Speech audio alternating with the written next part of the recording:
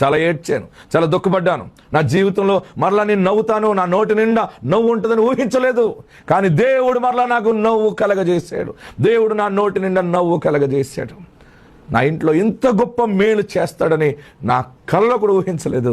దేవుడు ఊహించలేని గొప్ప కార్యాన్ని నా జీవితంలో చేశాడు అని నీవు సెలవు వచ్చి సాక్ష్యం ఇవ్వబోతూ ఉన్నావు. అనేక మందికి ఎదుట సాక్షిగా నిలబడతావు, అందరికి చెబుతావు అనమాట. ఈ రోజులాగా ఉండట్లేదు. మంచి సమయం ఆసన్నమైంది. నీ బ్రతుకులో చీకటి వెళ్ళిపోతే వెలుగు వస్తుంది. చనిపోవాలని అనుకుంటున్నావా? చనిపోవటానికి ఆల్రెడీ ప్లాన్ చేసుకున్నావా? నీతోటే నాతో మాట్లాడుతున్నట్టుంది. ఏంటంటే ఎస్, నీతోటే. పైన ఉన్నవాడు చూస్తున్నాడు, నీతో మాట్లాడుతున్నాడు. నువ్వు చనిపోవటం కాదు, నువ్వు మట్టిలో మట్టి అయిపోతే ఆయనకి ఘనత కాదు. నిన్ను మరలా దీపస్తంభం మీద పెడుతున్నాడు ఆయన. మరలా గొప్ప వెలుగు వెలుగుతావు. అయిపోయింది నా వెలుగు, నా బ్రతుకు అయిపోయింది, అన్నీ అయిపోయింది అనుకుంటున్నాము. నో, ఈరోజు ఈ మాట దేవుడు నీకు అనుగ్రహిస్తూ ఉన్నాడు. ఇర్మియా గ్రంథం 33వ అధ్యాయము 11వ వచనంలో 10వ లైన్, యెహోవా మందిరంలోనికి స్తుతి యాగములను తీసుకుని వచ్చు వారి స్వరము